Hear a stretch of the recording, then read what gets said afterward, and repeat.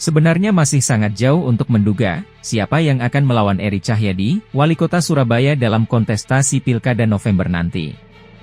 Sebab dari banyak lembaga survei, tingkat kepuasan atas kinerja Wali Kota Eri lebih dari 60%. Artinya meskipun masih ada celah kemungkinan mengalahkan Eri, calon lawan harus kerja keras dan kerja hebat.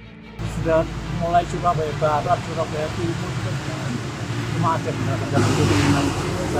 banjir itu memang wajar.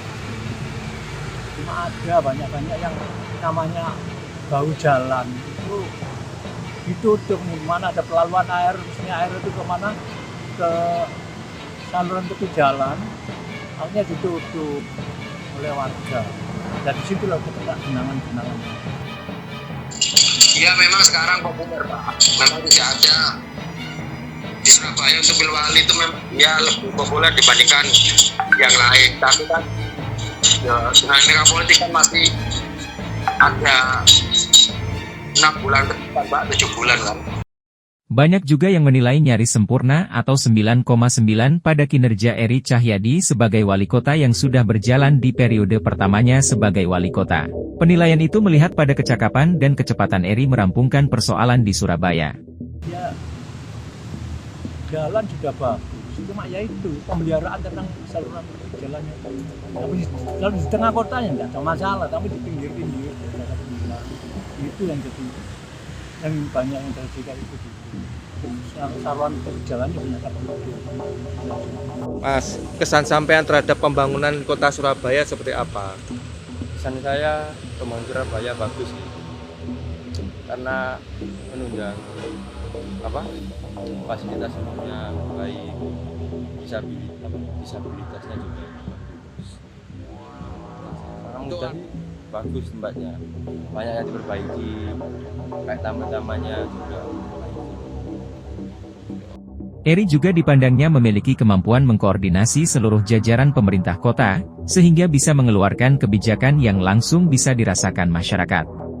Kira-kira apa yang perlu ditingkatkan oleh Pak Eri terhadap pembangunan kota Surabaya nanti? Mungkin yang diterapkan Ya ditingkatkan. Tingkatkan ini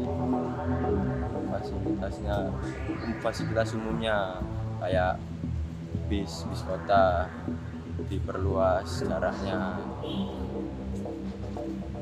Sementara itu, berdasarkan hasil rapat pleno rekapitulasi pemungutan suara Pilpres dan Pileg 2024 yang digelar KPU Surabaya, disebutkan dari 50 nama calon anggota DPRD Surabaya terpilih diisi oleh para petahana dan pendatang baru.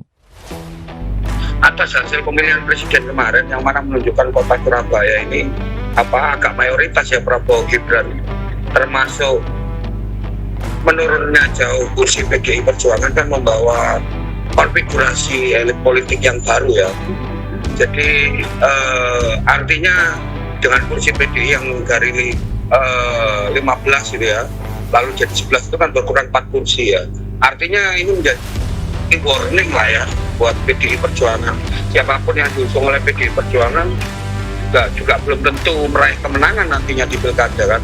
Itu dari partai PDI Perjuangan. Lalu munculnya konfigurasi baru dengan koalisi Indonesia Maju yang semakin solid, yang sangat mungkin buat koalisi Indonesia Maju untuk memajukan calonnya sendiri. Dari jumlah itu, masih didominasi PDIP 11 kursi dan disusul Gerindra 8 kursi. Untuk mengusung calon wali kota, harus memiliki 20% perolehan kursi atau minimal 10 kursi agar bisa daftar sendiri. Artinya PDIP masih bisa mengajukan calon tanpa koalisi. Ya memang kan selama ini PDIP bisa memenangkan karena memang secara partai dia terbesar di Surabaya. Kebetulan yang diusung adalah figur-figur yang memang menjadi pejabat publik, kan. Jadi akhirnya dua hal itu yang membuat PDIP kuat, kan. Nah, sekarang saya pikir PDI masih kuat, tetapi tentu juga mungkin ada juga yang akan menjadi pesaingnya gitu loh. Kalau tentu sekarang kondisinya adalah pasca penetapan hasil KPU, tentu ada konsolidasi tingkat internal partai ya, baik Gerindra, Golkar dan lain sebagainya. Tapi yang jelas ini ada untuk stimulus bahwa kali ini ada percepatan kondisional bahwa pada Desember nanti ada pilkada kan. Maka memang beredar itu misalnya Partai Gerindra akan mengusung Ahmad Dhani misalnya. Lalu setelah itu Golkar juga berusaha ngeyel untuk mengangkat Eri Cahyadi misalnya.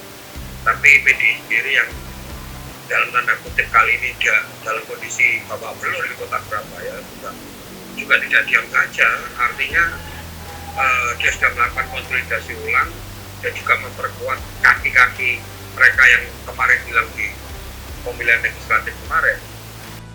Bahkan PDIP punya pengalaman manis dikeroyok koalisi besar di Pilwali Kota Surabaya sebelumnya dan masih tetap bisa menang. Dari sinilah, peluang Eri Cahyadi agar kembali diusung PDIP sangat terbuka.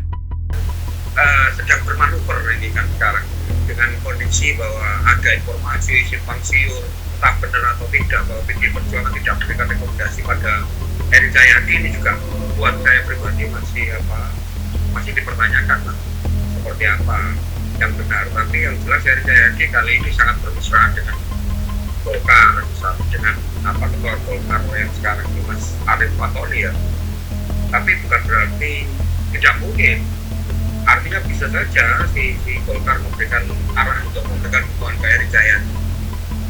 Tapi bisa saja sebaliknya yang terjadi bahwa Eri Cahyadi melakukan manuver ini dalam kerangka untuk meningkatkan bagian politiknya pada PDI Perjuangan untuk mendesak bahwa jangan berubah rekomnya karena partai yang lain bersama saya.